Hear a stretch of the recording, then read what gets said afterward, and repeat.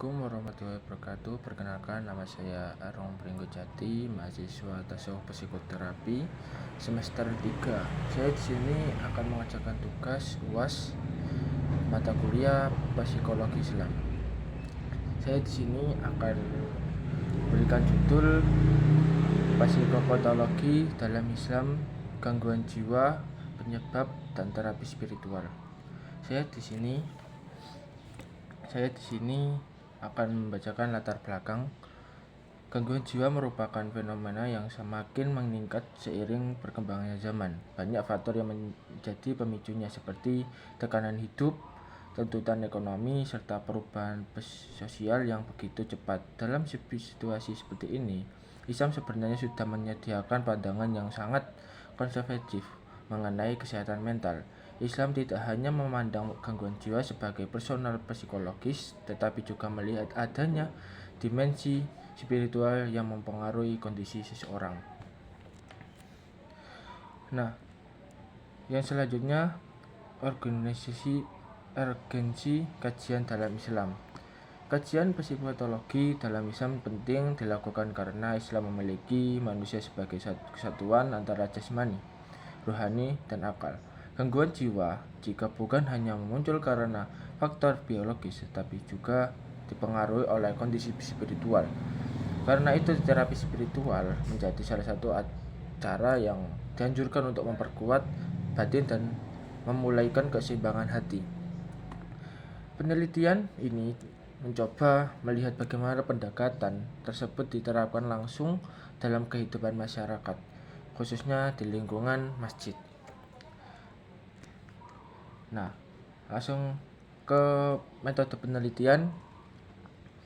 Penelitian dilakukan melalui observasi dan wawancara natural dalam Masjid Al-Mujahidin, Duku Kupang, Duku Menanggal, Kecamatan Gayungan, Surabaya. Wawancara ini dilakukan dengan takmir masjid yang berinisial Pak D. Yang selama ini berinteraksi dengan jamaah menghadapi berbagai masalah psikologi. Masjid dipilih sebagai lokasi penelitian karena selain sebagai tempat ibadah, masjid juga berfungsi sebagai pusat pembinaan mental dan spiritual masyarakat. Banyak jasmani datang bukan hanya untuk sholat, tetapi juga untuk mencari ketenangan, bimbingan, serta solusi atas masalah hidup. Hasil penelitian berdasarkan wawancara dengan takmir masjid diperoleh dua kelompok faktor utama penyebab gangguan jiwa. Pertama, faktor psikologi dan sosial, seperti tekanan ekonomi yang berkepanjangan, konflik dalam keluarga, beban pekerjaan, serta kurangnya dukungan sosial dari lingkungan sekitar. Semua itu membuat mudah stres dan kehilangan kendali emosional seseorang. Kedua, faktor spiritual, yaitu ketika seseorang mulai menjauh dari Allah, jarang beribadah, dan lebih banyak dipengaruhi oleh pemikiran negatif atau wawasan. Menurut takmir, hati yang jauh dari Allah cenderung lebih rapuh dan menghadapi masalah hidup. Langsung hasil dari penelitian ini. Hasil penelitian dalam praktek, masjid menyediakan beberapa bentuk terapi spiritual yang bisa dianjurkan kepada jamaah. Di antaranya adalah zikir yang berfungsi menenangkan hati, sholat yang memberikan stabilitas emosional, dan membaca Al-Quran yang memiliki pengaruh kuat dalam menenteramkan jiwa. Selain itu, doa-doa penenang hati, ruqyah syariah juga digunakan untuk membantu menghilangkan gangguan batin dan pikiran negatif.